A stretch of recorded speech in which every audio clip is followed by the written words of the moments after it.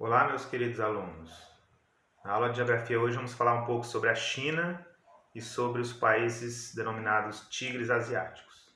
A China é um país que nos últimos 30, 40 anos está crescendo muito economicamente, né? A China adotou, ainda nos anos 70, uma economia chamada mista, né? O socialismo chinês com a economia de mercado capitalista. O que é a economia capitalista? Economia baseada em empresas privadas, né? No lucro, entendeu? No livre mercado, sem a intervenção do Estado na economia, tudo bem? Já o socialismo é baseado numa economia com a intervenção do governo, né? Então o governo chinês intervindo, né? Num cearense aqui, se metendo na economia, aliou também essa intervenção, né, na economia, no mercado, nas trocas, nas vendas, entendeu? A uma economia de mercado, né? A economia capitalista, ou seja, a China se relaciona com vários países capitalistas, não é? Exportando, importando produtos, etc. Então a China ela tem hoje o segundo maior PIB do mundo. O que é o PIB? É o produto interno bruto, que é a soma de todas as riquezas de um país ao longo de um ano, riquezas da indústria, do comércio, das fábricas, dos serviços, de tudo, não é? Então a China está fortificando o setor industrial, não é? Está fortificando as relações comerciais com vários países do mundo, tudo bem? Está criando muitas frentes de trabalho, tudo está gerando muita renda, não é? Muita riqueza para o país, certo? É, uma coisa interessante, gente, é que a China, apesar de ela estar crescendo muito, ela tem alguns problemas em relação a questões energéticas. Por quê?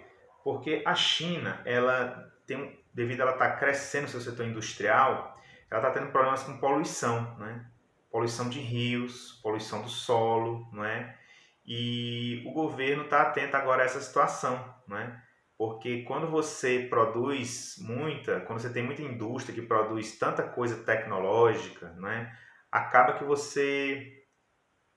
que as indústrias podem poluir o meio ambiente, pode poluir rios, pode poluir o solo, pode poluir a atmosfera, não é? Então essa preocupação com ambiental está assim muito sendo muito tocada na China, tudo bem?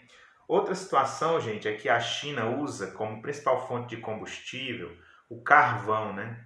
O carvão que é um fóssil, que é uma das fontes energéticas muito utilizada na China, tudo bem? E esse carvão, ele é altamente poluente e ele não é renovável, né? E ele, por ser um recurso que não é renovável, logicamente tende a acabar um dia. Então, assim, como a China ela tem 67, né, por cento da energia elétrica do país produzida nas chamadas usinas termoelétricas, tudo bem? Então há uma preocupação sobre qual vai ser a fonte de energia posterior, depois, daqui a muitos anos, quando não der mais para o carvão, né? E aí, gente, a China está buscando diversificar as fontes de energia. Tanto é que eles fizeram, né? Não são bestas, não vão ficar para trás, fizeram uma enorme usina, né, hidrelétrica, chamada a usina de Três Gargantas, tudo bem? Que superou a usina de Itaipu, né, que é uma binacional do Brasil e do Paraguai, certo? Então, investir no setor hidrelétrico, né, para tentar tirar do sufoco a fonte de energia chamada carvão, tudo bem? Outra situação, gente, é que a indústria chinesa ela precisa de muito petróleo, né, para se movimentar, né? O crescimento acelerado da sua produção industrial demanda um consumo de petróleo cada vez maior, tudo bem? Porque, por exemplo, tem máquinas nas indústrias que funcionam através do petróleo, né? Precisa do petróleo também para produzir outras coisas, certo? Outros produtos tecnológicos, né, que são derivados do petróleo. E isso daí fez a China se unir com países que são grandes produtores de petróleo, tudo bem? Como países da Ásia Central, que são produtores de petróleo, e aí negociaram com a China para a China obter petróleo desses países e continuar com a indústria forte, continuar crescendo e continuar sendo uma economia top nesse mundo, não é? Como eu falei, a China só perde para os Estados Unidos em relação ao PIB, que é o Produto Interno Bruto, a soma de todas as riquezas. Falando mais ainda sobre a economia, gente, eu vou falar agora sobre os tigres asiáticos, não é? O que são os tigres asiáticos? São países que no século passado, por volta dos anos 1970, 1980, tiveram uma grande ascensão econômica, uma subida, né, na economia, tudo bem? Na década de 60, eles eram os tigres asiáticos, não é? Eles eram compostos por Coreia do Sul, Taiwan, Singapura e Hong Kong. Então esses 4 países, de início, né, estavam compondo ali o grupo de países que se chama tigres asiáticos, não é? Por quê? Porque esses países cresceram bastante a economia, não é?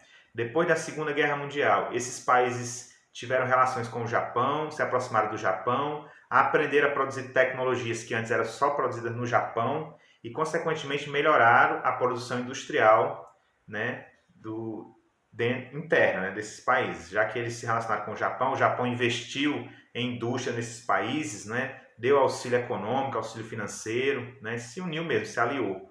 E aí esses países, né, tiveram um desenvolvimento intenso e contínuo que permitiu assumir uma posição competitiva no mercado internacional. Ou seja, temos países como a Coreia do Sul, que hoje é um grande produtor de tecnologias, né, da informática, por exemplo. Graças a essa relação que teve com o Japão, essa relação econômica no século passado, nos anos 1970, 1980, mais ou menos. Mais tarde, nos anos 80, a Tailândia, a Malásia e a Indonésia também passaram a fazer parte dos tigres asiáticos, né? E já agora no século XX, século XXI, no final do século XX, começo do século XXI, as Filipinas e o Vietnã foram mais 2 países que se aliaram, né, a essa economia que está evoluindo, que está crescendo, que está melhorando a indústria, que está produzindo novas tecnologias, né? E então as Filipinas e o Vietnã hoje são considerados tigres asiáticos, né?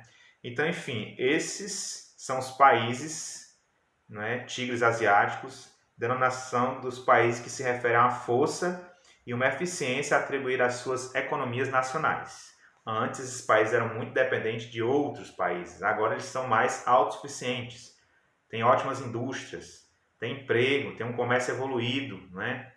Tem boa renda lá com as pessoas, né? São países que estão em constante crescimento, né? Não são ainda, né, considerados países de primeiro mundo, que nem os Estados Unidos, por exemplo, mas estão em constante ascensão financeira, industrial, comercial, certo? Então era isso, pessoal. Muito obrigado e até a próxima.